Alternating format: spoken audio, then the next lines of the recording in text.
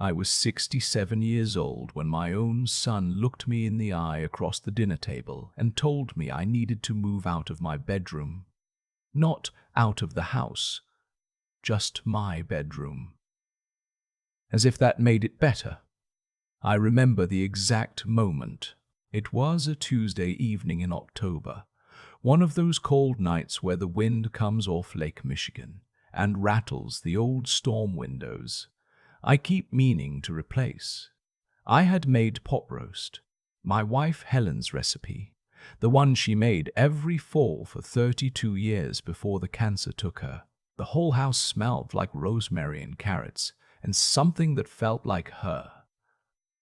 I'd set 3 places at the table the way I always did when my son Randall came over, even though it still felt strange. That third chair. Randall was there with his wife, Amber.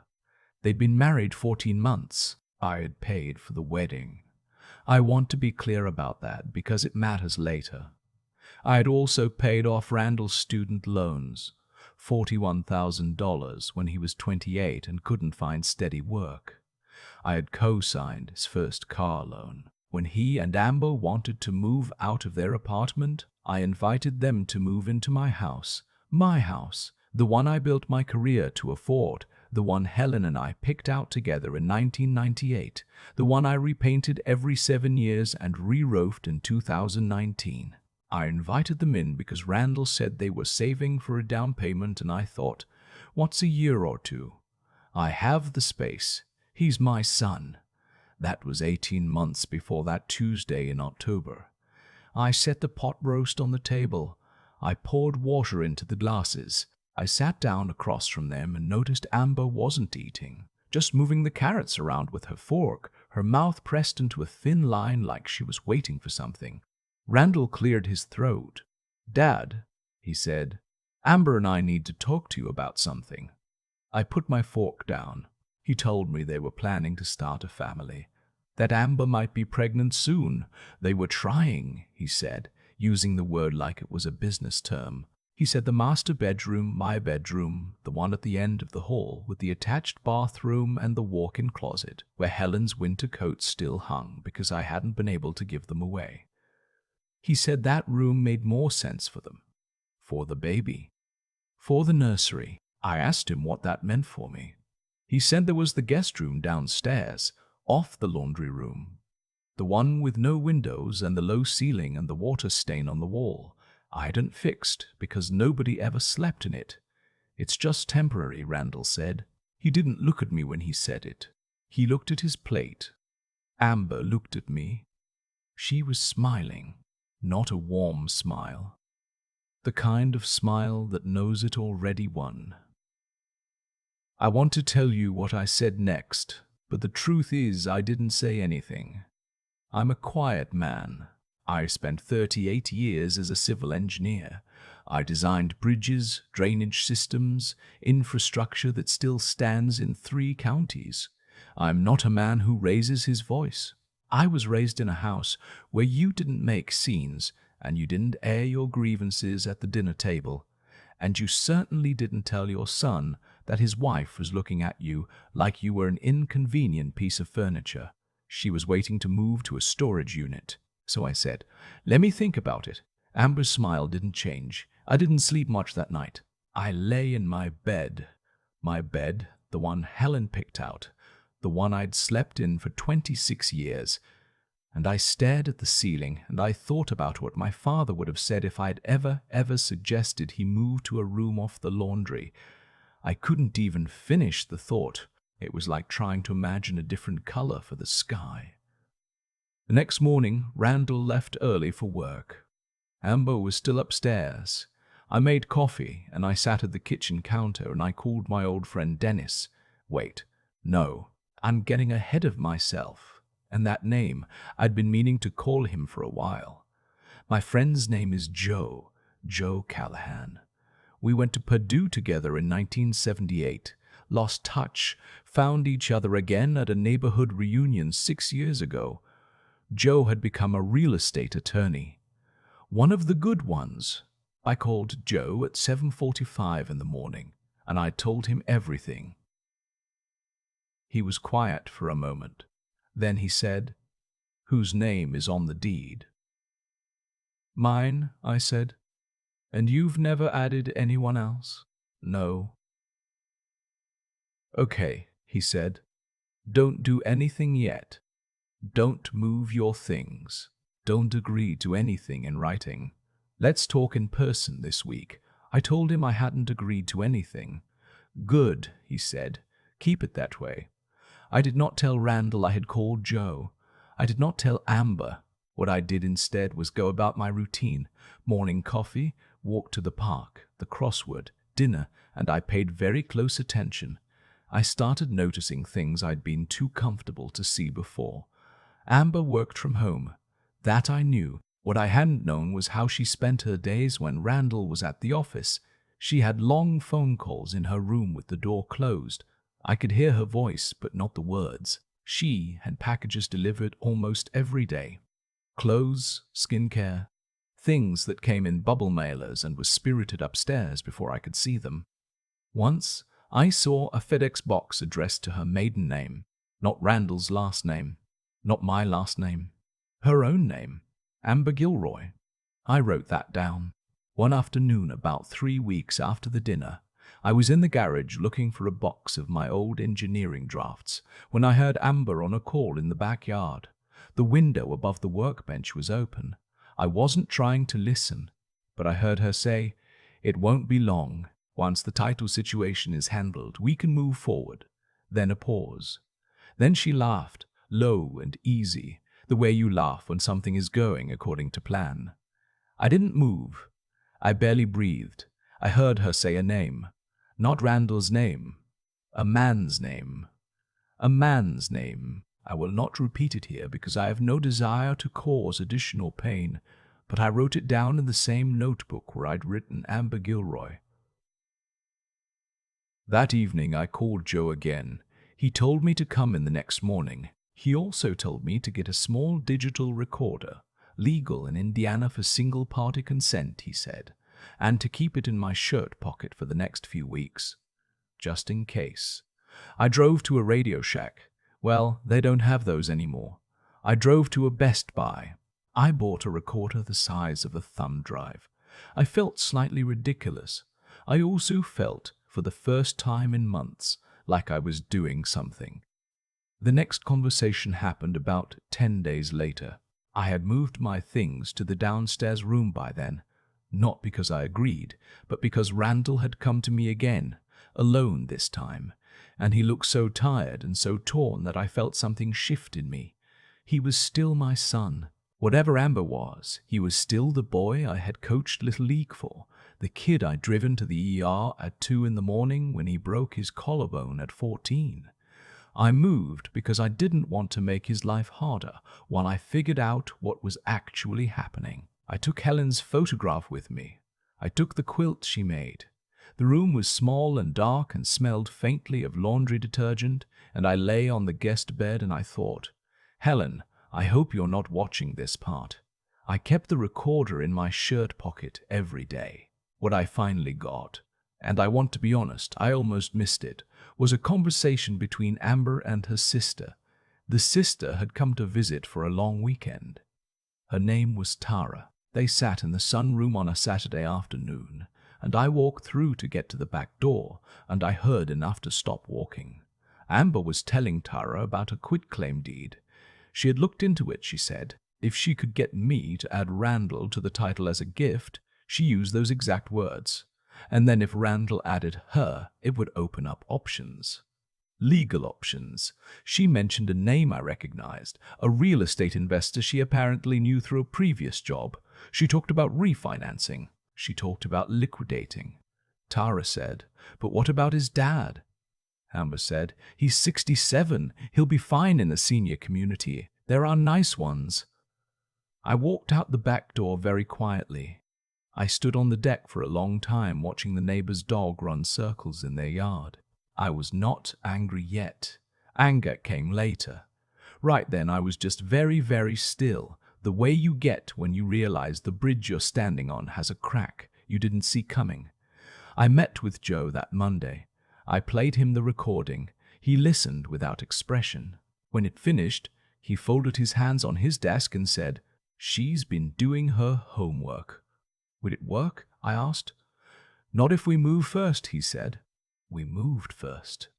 Joe had me update my estate documents, which were overdue anyway. We made sure the house was clearly and permanently in my name alone, with a specific clause he drafted about no transfers without independent legal counsel review. A thing that sounded bureaucratic, but meant that any future attempt to pressure me into signing anything would have a significant legal pay obstacle. He also referred me to a colleague who handled something that surprised me. He said what Amber had described on that recording could constitute the early stages of financial elder abuse under Indiana law, and that the recording, while not something we'd necessarily take to court, established a pattern worth documenting. I asked Joe what I should do at home. He said, "Nothing yet. Be normal. Be patient. I am a civil engineer. Patience is what you do when the concrete is curing. You don't poke it. You don't test it too early. You wait." Thanksgiving came. Randall's sister flew in from Phoenix. My daughter Patricia, who had her own opinions about Amber that she had been diplomatic enough not to say out loud. She pulled me aside on Wednesday evening while Amber and Randall were out buying last-minute groceries. She looked at my downstairs room and she looked at me and she said, "Dad, what happened?" I told her, "Not everything. Enough." She was quiet for a moment. Then she said, "Does Randall know who he married?" I said I wasn't sure Randall had let himself know. That's the part that broke my heart, and I want to say this plainly because I think it matters. Randall is not a bad person. He is a person who loved someone he didn't fully see, and he made it easy for her by not looking too hard. I'd done that too in the early months. I had told myself Amber was just assertive, just practical, just a modern young woman with clear ideas about what she wanted. I had made excuses because making excuses was easier than seeing my son make a mistake that size. I stopped making excuses in December. What happened in December was this. I was going through the household bills. I paid all of them had since they moved in, and I noticed a charge on the joint household account that Randall and I shared for expenses. It was a charge to a title company, not a large charge, a document fee. I called the title company. I told them I was the property owner and I wanted to understand any documents filed recently that referenced my address. The woman I spoke with was cautious at first, as she should have been.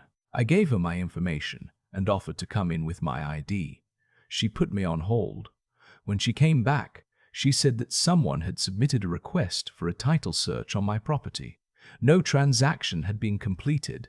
It was just a search. But you don't order a title search unless you're thinking about the next step. I drove directly from that title company to Joe's office. He filed a formal notice that same week, a document that created a public record flagging the property against any unauthorized transaction. He also sent a letter, very calm and professional, to a few relevant parties. He did not send it to Amber. He sent it to the title company and to a related firm she had apparently been in contact with. I imagine that's when she knew the bridge was out. I was home on a Thursday evening in January when Randall came into the kitchen where I was making soup. He sat down at the counter and he didn't say anything for a while. He just watched me stir. Finally he said, "Dad, I owe you an apology." I turned the burner to low. He told me he'd found a text thread on Amber's phone. He didn't go looking for it. It had come up when he was trying to show her something and she'd left her phone unlocked. He'd seen enough in 10 seconds to go back and look again. He was white around the mouth. He looked about 15 years old. He said, "She's been in contact with someone since before we got married."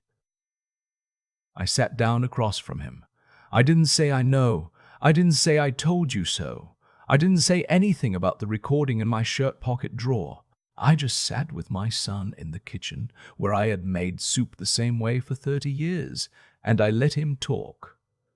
He talked for a long time. He went through denial and anger and something that looked like shame in about 40 minutes, and I sat through all of it, because he is my son, and that is what you do. At the end, he said, I didn't know, Dad. About the house, about what she was, I didn't know. I believed him. That was the hardest part of all of this, I think. That I believed him. Amber moved out in February. She did it while Randall was at work, which was very efficient of her. She took her things, the FedEx boxes she'd had delivered, the items she had moved into what had been my bedroom. She left the furniture. She did not leave a note. Randall filed for divorce 2 weeks later. Given the documentation Joe and his colleague had built up, and given certain financial irregularities they'd uncovered during the process, a credit card opened in my household account name, a small unauthorized transfer from the joint expense account. The divorce was not pleasant for Amber. Her attorney was competent, but working with a weak hand. I will not detail the outcome because, honestly, it's still ongoing and my lawyer says to let it be. But I will tell you this, the house is still mine, every inch of it. Randall moved back into his old bedroom, the one he grew up in, the same walls I had painted blue when he was 9, and I moved back into mine. The first night I slept in my own room again. I lay there for a while with the lights off and the window open just a little, the way Helen always liked it, even in winter. The curtains moved. I thought about the pot roast dinner in October, and the look on Amber's face and the laundry room floor, and the notebook I'd filled with dates and details and names. I thought about what Joe said when it was mostly over. He said, "You know what saved you? You didn't react. You stayed quiet, and you watched, and you waited." I said, "I built bridges for 38 years. You wait for the concrete." He laughed. He said he was going to use that. My daughter Patricia came back to visit in March. She and Randall and I had dinner, pot roast again, Helen's recipe, because some things you come back to. We sat at the table, all 3 place settings, the right people in the right chairs. Randall said, "I'm going to pay you back, Dad, for everything." I told him he didn't need to pay me back. I told him to buy his own house someday and leave the deed in his name and learn how to make the pot roast. He laughed a little. It wasn't a full laugh yet, but it was something. I'm 67 years old. I have a house I built, a life in, a son who's learning what it costs to trust the wrong person, and a daughter who calls every Sunday now. I have Helen's photograph back on the nightstand where it belongs. I have my room back. Some lessons cost more than they should. Some lessons someone else's choices force onto you, and you can either get swept up in the reaction or you can get quiet and get smart and let the law do what the law is for. I got quiet, I got smart, and I made sure that when everything settled, the way concrete eventually settles, the way bridges hold when they're built right, I was still standing on solid ground. I've had a lot of time to sit with what happened, not to rehash it, not to stay angry about it, just to understand it. And the thing I keep coming back to is this: none of it had to go the way it did, not the humiliation, not the back room, not the months of watching my own home get quietly rearranged around me. It went that way because of choices, hers, mine, Randall's. A long chain of choices, each one pulling the next. Amber made her choices early. She decided what she wanted, and she moved toward it steadily, the way water moves toward a drain, patient, quiet, always finding the lowest path. I don't think she was born calculating. I think she learned somewhere along the way that the easiest targets are the people who trust too much and question too little. She found one in Randall. She thought she found another one in me. She was wrong about me, but I'll be honest, she almost wasn't. For a while, let comfort make me slow. I told myself the situation was complicated, that Randall was my son, and I didn't want to make things harder for him, that maybe I was reading things wrong. That's the thing nobody warns you about when you get older. It's not that you get less smart. It's that you get more patient with discomfort because you've learned that a lot of things work themselves out. That patience is usually a strength. In that house, in those months, it almost cost me everything. What saved me wasn't luck. It was the moment I stopped waiting for the situation to be fair and started treating it like a problem that needed a solution. That's what 38 years of engineering will do to you.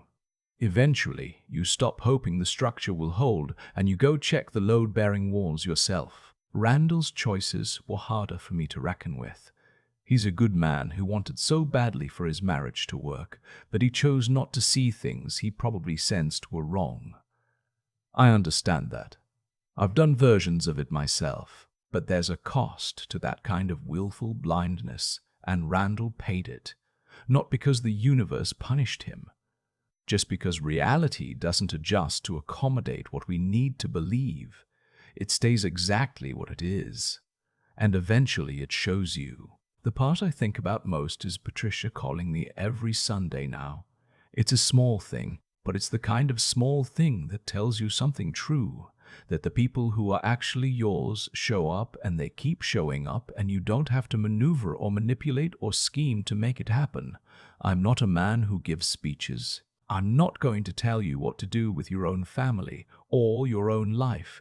But I will say this, as plainly as I know how: integrity is not a feeling, it's a practice. It's what you do when it would be easier to react badly, when you're lying on a narrow guest bed in a room that smells like laundry soap, when your son won't look you in the eye, when you have every right to blow everything up and you don't. Intelligence without integrity is just a sharper tool for causing harm. You saw what Amber did with hers, and resilience, the kind that actually holds, isn't about being tough. It's about being patient in the right direction, knowing the difference between waiting because you're afraid and waiting because you're building something. I built bridges for most of my life. The foundation always matters more than what people see on the surface. Get the foundation right, and the rest holds. Get it wrong, and nothing above it will save you.